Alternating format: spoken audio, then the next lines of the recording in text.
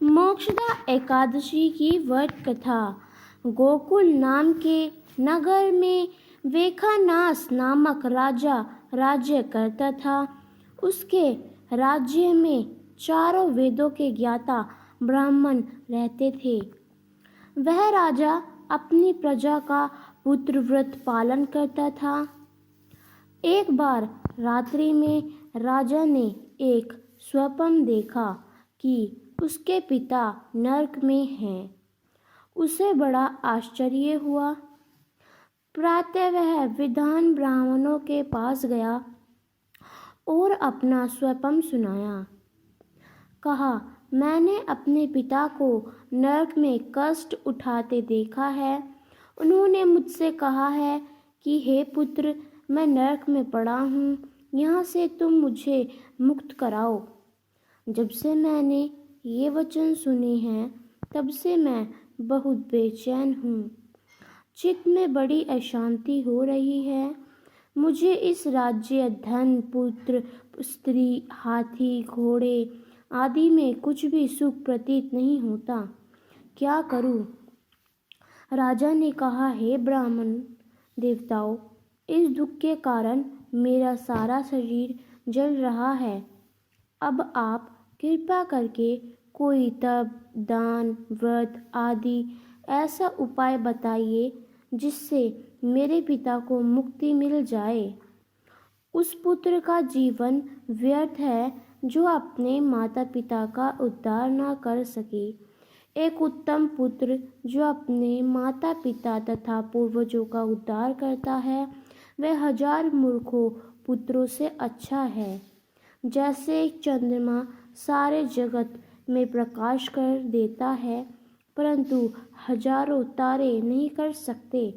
ब्राह्मणों ने कहा, हे राजन, यहाँ पास ही भूत, भविष्य, वर्तमान के ज्ञाता पर्वत ऋषि का आश्रम है।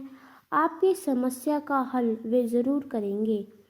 ऐसा सुनकर राजा मुनि के आश्रम पर गया। उस आश्रम में अनेक शांतचित्त योगी और मुनि तपस्या कर रहे थे। उसी जगह पर्वत मुनि बैठे थे। राजा ने मुनि को शंगाटंग दंडवत किया। मुनि ने राजा से संगापंग कुशल पूछी।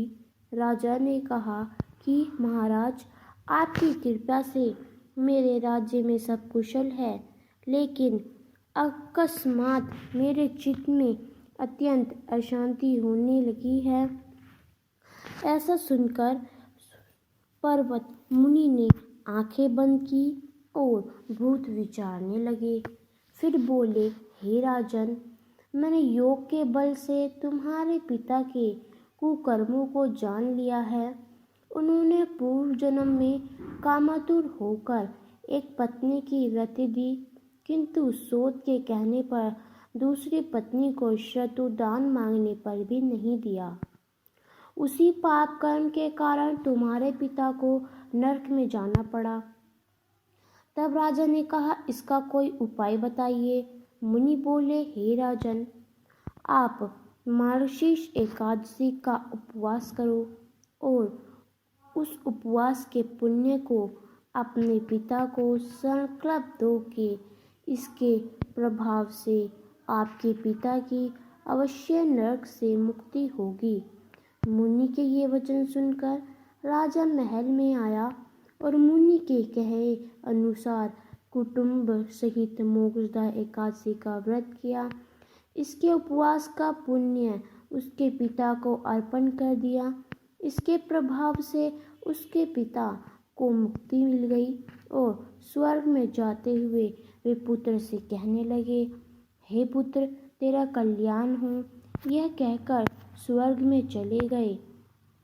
मार्गशीर्ष मास की शुक्ल पक्ष की एकादशी का जो व्रत करते हैं, उनके समस्त पाप नष्ट हो जाते हैं। इस व्रत से बढ़कर मोक्ष देने वाला और कोई व्रत नहीं है। इस दिन गीता जयंती मनाई जाती है। साथ ही यह धनुर्मास की एकादशी कहलाती है। अतः इस एकादशी का महत्व कई गुना और भी बढ़ जाता है। इस दिन से गीता पाठ का अनुष्ठान प्रारंभ करने तथा प्रतिदिन थोड़ी देर गीता अवश्य पढ़ें।